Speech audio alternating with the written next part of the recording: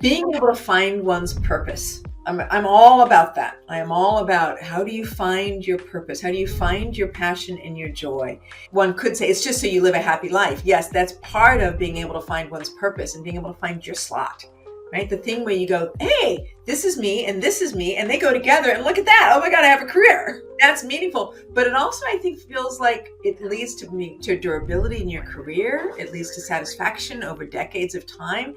And I really think that the people who are in that particular spot, it's like they're built for it, right? They're better at contributing to others on the planet in that particular way because it was their gift and their gift that meet and say, hey, let's do that. I am Christina Suter, and this is the Real Estate Breakthrough Show, where we talk about the reality of real estate, the mindset you need in order to face the reality of what it is, and tips and tricks to get you moving forward in investing. I am your host, Christina Suter.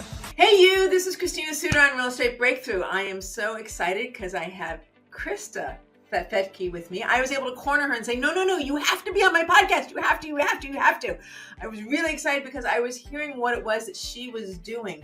And I just adore the Fedke family as a whole because of the stand they make in our industry for being people of integrity, being able to stand up and be authentic, and being able to just really help other people gain access to valuable investments while creating a win-win situation. So it's both about taking care of the investors, being able to put good information out into the community, and being a person of ethics in the process of what they're doing. So when I heard what Krista was up to, it's both a really good niche, and it's from a family that has a protocol that I respect, trust, and like. So, or know, like, and trust. So, Krista, welcome so much to the podcast. So glad to have you here on Real Estate Breakthrough. Thank you so much for having me, Christina. I'm so excited to be here. Okay, so tell us about this amazing niche that you guys are in, because I haven't really heard of another. I'm sure there are other companies, but I haven't heard of other companies that are really specializing in this. Yeah, so I grew up in a real estate investing family. If you guys have heard of Rich and Kathy Fettke, they own Real Wealth, and they help American investors find some really awesome investment properties all across the country. And they team up with property teams to get those deals, and they've had a lot of success and helped a lot of people with it. So I grew up in this family. I grew up surrounded by this lifestyle, and I just never found it, to be honest, super interesting as a teenager, as a teenage girl. And I was like, I don't know, my parents do something in real estate. They're agents. I don't know. And I think they were always trying to get me interested in it, but I just wasn't showing interest. But what I was really interested in was traveling. So after I graduated college, I knew that I wanted to travel for at least a year and take a gap year and just see the world. And my mom, who's very smart and can be sneaky in her little ways, decided to meet me, yeah, in a good way, yeah, and decided to meet me in Portugal because she had a business colleague who is from Ireland, and he has a property management company in Portugal. And so she was like, I'm going to come visit you and also write the trip off. And why don't you just tag along to some of these meetings just to see what we're talking about, see if it interests you at all. And so I tagged along on some of these meetings, and they were talking about this thing called the Golden Visa, which what they were saying is you just have to invest 280,000 euros into investment property in Portugal, and then you can get European citizenship. And European citizenship comes with so many benefits. You can get free healthcare, you can get free education for your kids, you can live and work anywhere in Europe, and it was all for $280,000, and then you get your money back and returns. So my mind was blown in this meeting. I couldn't believe what I was hearing, especially as someone who loves to travel so much and loves Europe. I couldn't believe how seemingly accessible it was, and you could make returns. Like, you could either buy an investment property in the States, or you could buy one in Europe and then also get citizenship with it. So I just fell in love with this, and that's what we started doing. And then we slowly transitioned to selling rental properties in Portugal, Spain, Mexico, and Panama. And it is amazing that you kind of stepped into this. Okay, I'm going to sidestep for a minute, and hopefully, I know you can follow me, and it won't be a problem. But I'm just letting you know, being able to find one's purpose. I'm all about that. I am all about how do you find your purpose? How do you find your passion and your joy? And it's not just so that one could say it's just so you live a happy life. Yes, that's part of being able to find one's purpose and being able to find your slot, right? The thing where you go, hey, this is me and this is me, and they go together, and look at that. Oh my God, I have a career, right? Like that's meaningful. But it also, I think, feels like it leads to durability in your career. It leads to satisfaction over decades of time. And I really think that the people who are in that particular spot, it's like they're built for it. Right? They're better at contributing to others on the planet in that particular way because it was their gift and their gift that meet and say, hey, let's do that. Right? And so I'm a great believer of being able to follow your passion and purpose. And I love that you kind of hung out and went, hey, maybe real estate's not my passion and purpose, Mom, even though I know that's everything you do in your world is based on that. But being able to go, wait a minute, though, I can see this. I see this being my area, my purpose, my passion, my excitement. So I have to respect you for staying true to yourself until it showed up. Yeah, I love that. And I couldn't agree more. I think when you feel that passion, it doesn't feel like work as much because it's so exciting. And when I was sitting in those meetings, my mind was just blown. Like I seriously was so excited about it. I wanted to learn more. I was like, how can I learn more? I just immediately started doing tons of research, and it did feel like everything kind of just fell into place in that moment. And then my boyfriend was there along with me, who's also my business partner. So getting to work with him is awesome too. So it all just, worked out so perfectly. And you guys are the cutest dynamic couple, I swear. thank you. Just saying, just, gal to gal, like, hey, but it really is both your passion and he aligns with it as well, and his passion. And it's great that the two of you bring it authentically together. So I just wanted to level set that, like, you don't have to keep him around. You can still keep your passion even if he doesn't hang out, because he is currently a boyfriend, although I think things are going well, but we're not going to discuss that here. It's okay. It's okay. So, but here I think what's another piece that you brought up, I think just as we were opening up the show, is there has been shifts, right? There's been shifts inside of what was available between the time you started and the time where you are now, that the industry has matured a little bit and you guys have matured with it. Yeah, exactly. So like I said, we sat in on those initial meetings, and at the time it was, you just buy an investment property for $280,000, make your returns, take your money out after 5 years, and you get citizenship. It was the best deal ever. So we partnered up with that guy from Ireland named Adam. And we built this whole business model. We built our website. We put so much work and so much effort into it. We quit our jobs. Like we were all in on this. And we were so excited about it, building everything out. And we're all a little bit of perfectionists. So we're like, we're not launching until the website is perfect. We're not going to put ourselves out there until we feel totally comfortable and know everything about our product. And we just wanted to get every I dotted and every T crossed. And we spent probably a good 6 to 8 months really, really dialing everything in. And then we launched, and it was super exciting. And we were in business for a couple months. No, you're good. You're good. Keep going. She's, for those who are just listening to the audio, she saw my lips move and she's like, what's going on? I'm like, shh, I have my dog in here with me. Just don't tell anybody. Okay, now everybody knows. My dog is sitting in here with me and my dog was making noise. So please keep going. So we launched. We had a great couple of months. It was really exciting. We got to go on the Real Wealth Show with my mom, immediately got some interest in our product, and everything was just smooth sailing, and we felt like we were on top of the world. And then a couple months after we launched, after putting all that work in, the Portuguese government announced that they were discontinuing the program. So we put all this work in, we were all in, ready to go, so excited for what the future held. And basically our dreams felt like they were just ripped out from underneath us. So we didn't know what to do from there. We're like, do we just go back to our jobs from before? Do we just give up on this dream? All that work that we put in, do we just put it in the trash? And so we all met as a business together and said, where do we go from here? And we were like, what other options do we have? We can either quit and just scrap everything and start all over, go back to our jobs, or we can pivot. And so we started looking at some other options, and we said, Alec, Alec is the sales person. That's my boyfriend. And he said, well, a lot of the clients that I talk to, actually weren't even that interested in the visa part of it. They were just interested in owning property in Portugal. And so we all said, interesting. I wonder if that's something we could look into. And so after doing a little bit of research, we saw that there's actually a very high demand for that. So we pivoted to just selling rental properties in Portugal, and then that started to expand, and we moved over to Spain. Then we went over to Panama, Mexico. So it built into this whole big thing. And now Portugal's Golden Visa is actually back. It's just under different parameters. So we have that initial product, and then we have this other product as well. So it all worked out. All right, so let's bottom line. What are the products you guys offer now today? So today, Gateway Investors offers the Portuguese Golden Visa, which requires a $500,000 investment and,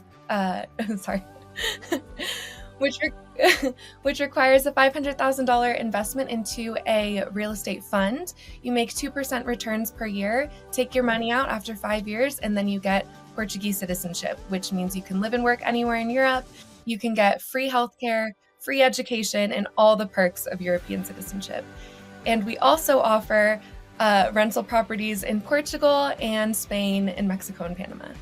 That is so cool. That is just amazing. Like I said, this is a niche that I've not seen a lot of knowledgeable American investors move into. I've seen other countries that are like colonies of the US, that, Puerto Rico, that people have been investing in and people have been using. But I love that this is truly an international investment, and you have somebody on the ground that you can trust, that's capable of managing it, that has that sort of sophistication that a international investment portfolio would require. And it sounds like you guys have done your work to being able to get yourself educated in that. So what's your guys' plans over this next year, 2 years, 3 years with your company and for your investors? Yeah, so we, one of the best perks of our job is we get to go back and forth from Europe to meet with developers, lead property tours, and just check out different markets. So we are going to Lisbon in April. We're leading a property tour from June 15th to June 20th. And because our market is constantly evolving, we're constantly finding new developers, new products, new places to invest, and we're always trying to keep our finger on the pulse of where's the hottest market and growing market in abroad. So for the next few years, we want to just follow the trends. Like Spain, we were really, really, really interested in Spain for a while. That was our top market. This area called the Costa del Sol, which is in southern Spain. It's so beautiful. It looks like Santa Barbara and so affordable. And so we were really leaning into that. And then Spain started playing with the idea of a 100% wealth tax on foreigners who own investment property there. So then again, we had to pivot. So I think just knowing that our business is ever changing and just trying to look out for the next new place to invest that's still affordable, has a lot of growth coming, and just keeping up with that and being able to travel to all those places to check them out. No, I think that's lovely. And it's because, one of the things that your mom and I both love to do is we talk about economics, right? We're both economic geeks. We try not to look too geeky in our daily life, but basically the truth is I'm a geek, and I love doing economics. And your mom also will, we both went through that big downturn in 2008 and 9. It was a big learning curve, and I've become deeply committed as a hobbyist to being able to focus on that. And I know Kathy, your mom, has as well. It's one of the things I think I respect about her, and it's where we try to educate people. But it is a moving target. Right? The truth is, it's a moving target. The economy in the US is a moving target. And when you talk about the things inside Europe being moving targets, I think that is part of the mastery and the expertise that people bring to their investors, is that hey, here's the moving target. Here's what the box is this year. Here's what the box is going to be next year. Here's what we think is the best win for our investors this year. This is the best win for next year. So bottom lining it, I really think that it's important that you guys spend that time trying to really define the boxes across multiple countries, because that is the win for your investors and the win for you guys as a company. And by the way, it lets you travel, which is fantastic. But it is research I'm never going to do as a passive investor. Right? I'm going to rely on you guys and your expertise to do that. And that's an amazing niche that your company offers. Thank you. Yeah. And it's really, I feel like we just fell into the perfect dream team because Adam, our partner and our company president, he's been doing property management in Portugal for decades. And he really, really knows all the different areas, and he's constantly finding the newest place to invest. So he's kind of our market research expert. He's the one that introduced us to Panama, introduced us to Mexico. And then from there, we talked to a lot of experts in each country, talked to the developers, talked to lawyers, and talked to investors who are experienced in those areas. And they give us all the tips, tell us where to look.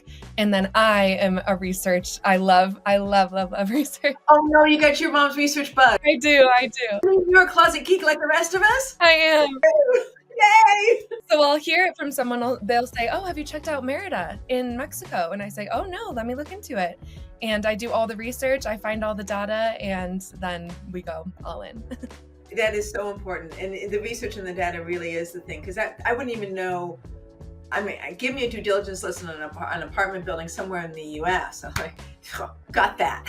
Here it is. I got to bring it up. I thought, like I get it. But moving into a foreign country, I mean, there's a whole nother level called the country itself that you are researching. So what are some of the things that you look for on the country level itself? Definitely levels of tourism is one of the top ones. That's why we've leaned so heavily into Portugal, because it's the 4th most searched destination worldwide. And I feel like if you talk to anyone recently, everyone is traveling to Portugal.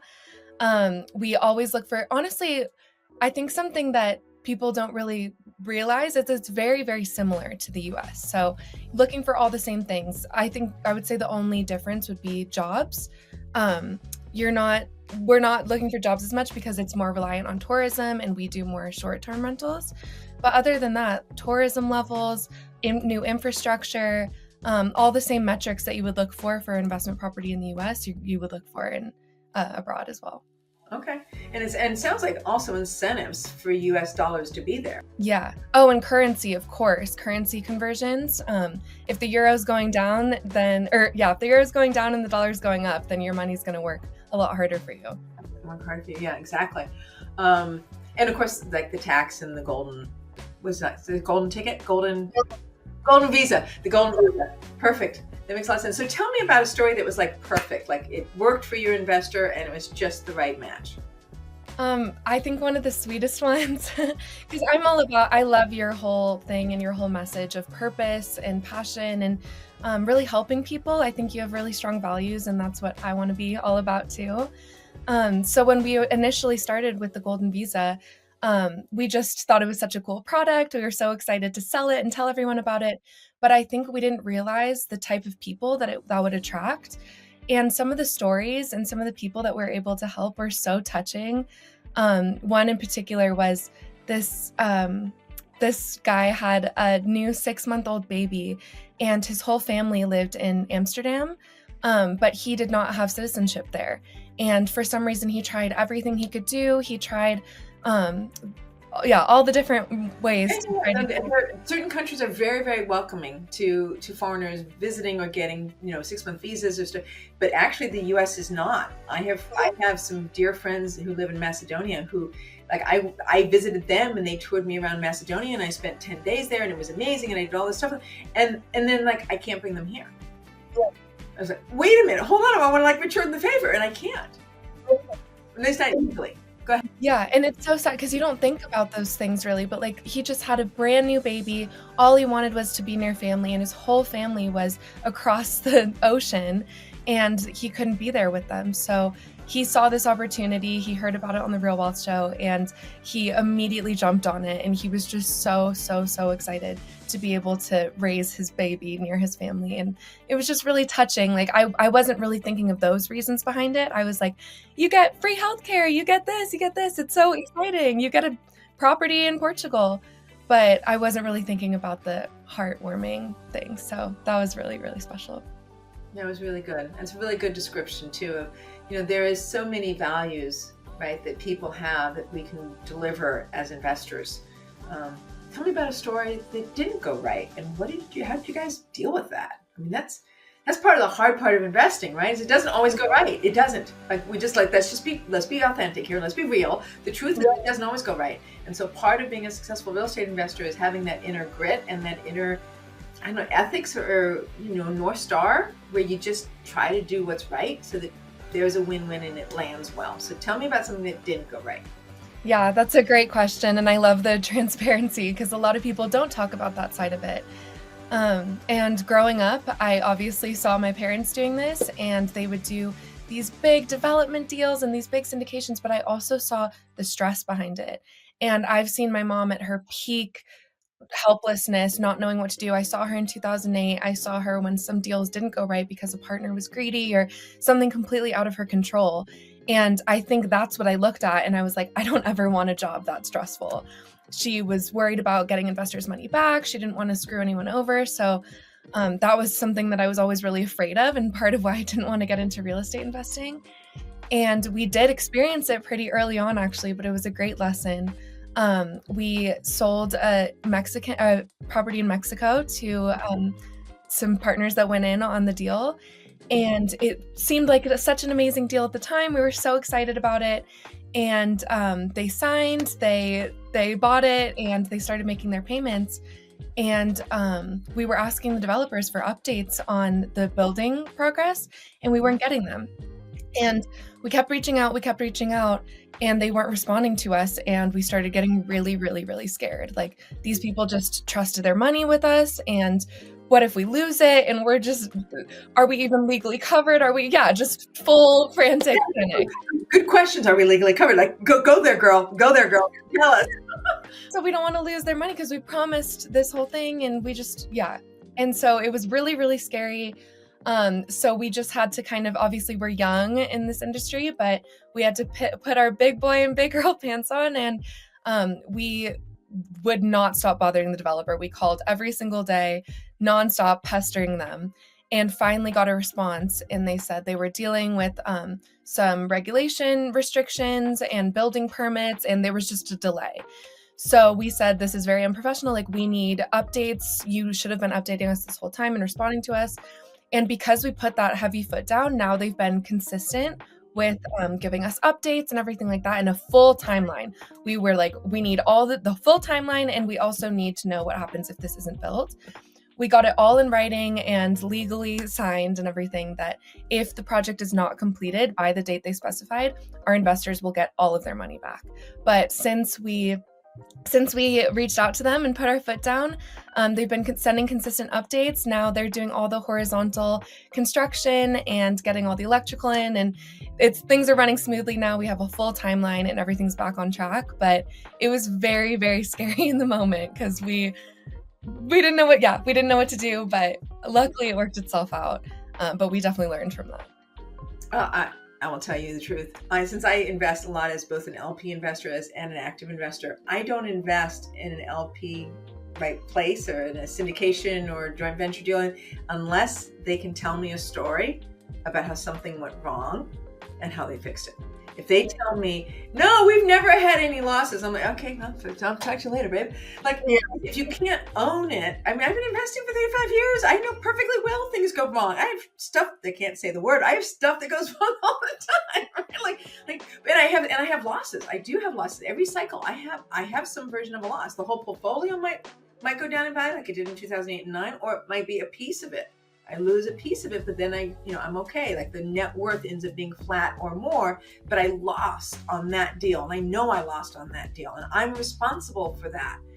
So I need to be able to find the strength for that. And I'm afraid to say contractors and developers are kind of a recurring theme. So let me ask you a question. Now that you are working internationally, what would be some bottom line, some quick tips or some real clear indicators or real clear protocols your company has to be able to manage from such a distance your contractors and developers?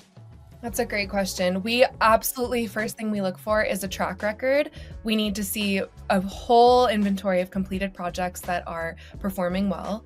And we need update. Now we're very, very strict on updates. We need pictures. We need to be seeing it all. Luckily, we do have one of our partners who lives in Europe, so he can go over and see firsthand.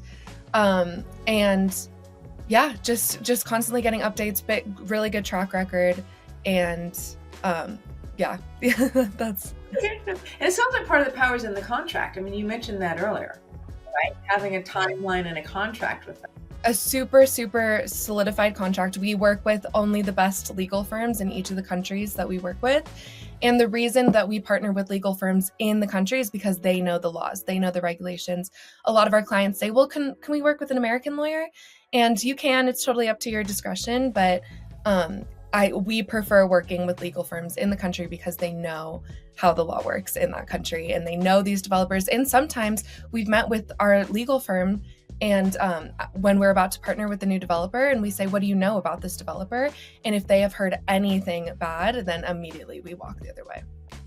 That's lovely. That's a good description, because really having team on the ground is part of the power, and really knowing what team members you can trust. And it sounds like for me, I start with a real estate agent first, but then the next person on the ground I try to get is a contractor or a project manager I can really trust, and then a property manager.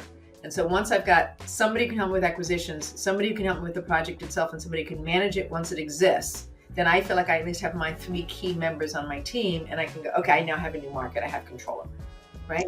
Like that's my thing. But I always just start with, hey, I just show up on the ground. Hey, let's meet a couple of real estate agents, because it takes time to open up a truly brand new market. So what are some of the ways that you guys develop team in a new market? So that is all our partner Adam's expertise. Okay, good.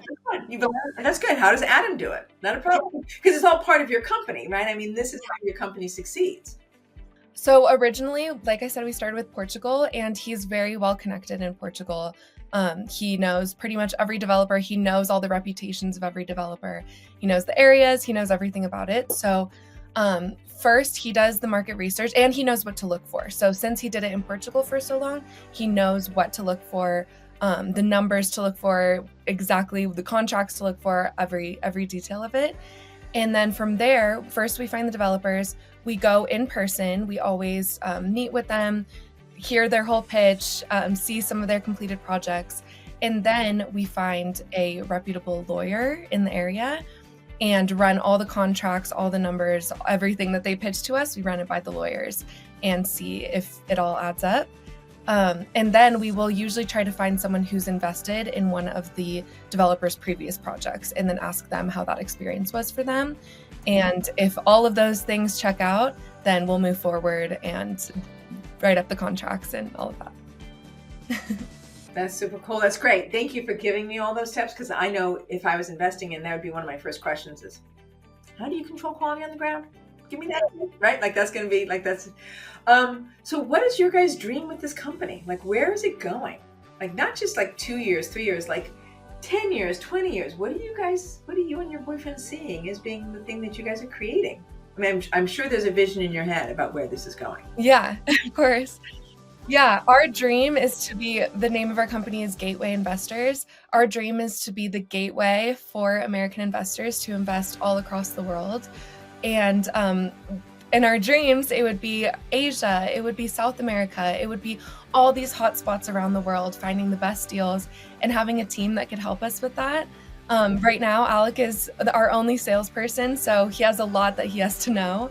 And each country comes with its own regulations. Each country comes with its own whole set of rules.